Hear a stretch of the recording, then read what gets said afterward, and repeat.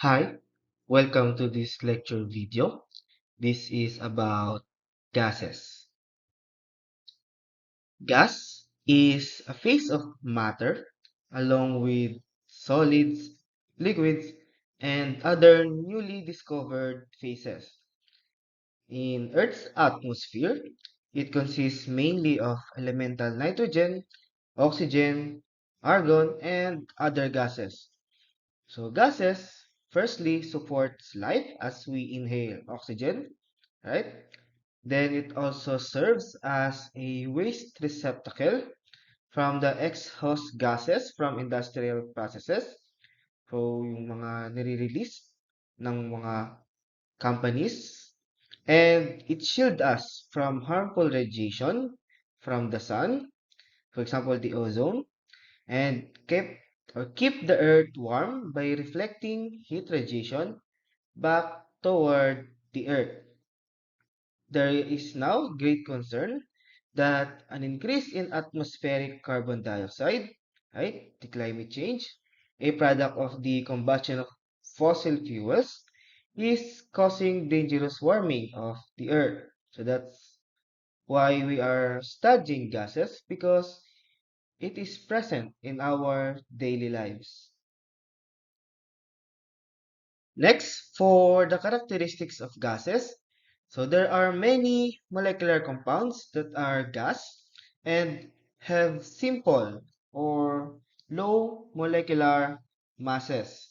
So for example, some of them are very toxic, some of them are colorless or odorless, some have irritating odors, then, some gases at ordinary temperatures, for example, helium, neon, or other noble gases, are monoatomic, which means it is only one element. Some are diatomic, or it has two elements that combine to form a molecule. Now, for the other properties of gases, as compared to solid or liquid, the gases expand to fill its container. Okay, so there is random motion and there's no attraction between the particles. Now, gases are also fluids, meaning they move like liquids, right? And unlike solid that stays in its place. Then gases have very low densities, meaning they have very high volume and very low mass. Okay, next, since there are lots of empty spaces, so gases can be compressed. For example, this is our original container or a piston. If it was pushed down, okay, if a pressure was exerted downward, so the gases will be compressed to a lower volume or lower container. So that's what it means when gases can be compressed. Next, gases also undergo diffusion and effusion. Diffusion means that the gas, okay, will fill the container in such that it would go from lower concentration to a higher concentration. And effusion means that gases or gas particles can escape in very tiny holes. For example, in tires, a pinhole is enough for the gases to escape and the tire will be flat. Okay. Next, another important parameter when talking about gases is the pressure, or defined as the force that acts on a given area. That's why we have a unit of 1 Pascal that is equal to 1 Newton meter squared. Newton for the unit of the force, and then meter squared for the unit of area. Now, since a Newton is also equivalent to a kilogram meter per second squared, hence the Newton per meter squared can be converted into 1 kilogram per meter second squared. So parang makakancel these uh, units. Now, gases, okay, exert pressure on any surface in which they are in contact or its container. So that's why, for example, the gas, okay, in an inflated balloon exerts pressure on the inside surface of that balloon. Now, Torricelli, a student of Galileo, invented the device used to measure atmospheric pressure, and the device is called a barometer. It was made from a glass tube, so in this diagram, more than 760 millimeter long, that is closed at one end, completely filled with mercury and inverted into a dish of mercury. Ito yun.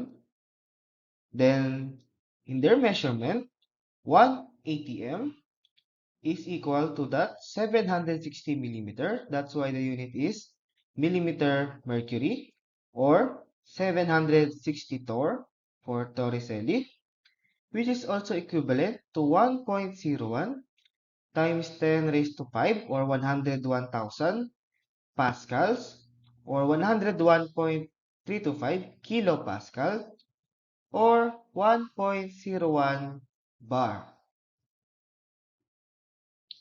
Now, the barometer measures atmospheric pressure, and the one that measures contained gas pressure is called a manometer, which operates with the same principle with a barometer. So, the measurement in height of the mercury. Next, the kinetic molecular theory of gases. So, this is very important as this defines ideal versus the real gases. First, the gas particles are called molecules. Okay? So remember earlier, in a container, we have molecules of gases far apart with each other. Okay? Then these molecules are in constant, random, chaotic motion. So molecules of gases move, right? Okay, and there's no one direction. They move in very different directions. And then these molecules collide with each other and with the container. So when they move, they could hit the container or hit the other molecule, causing collision.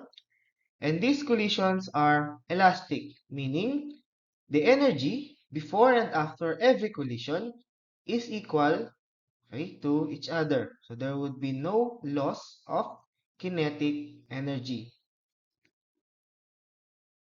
Next theory, the intermolecular force of attraction is extremely small under all conditions of pressure and temperature, meaning the molecules of gases, okay, they move, right?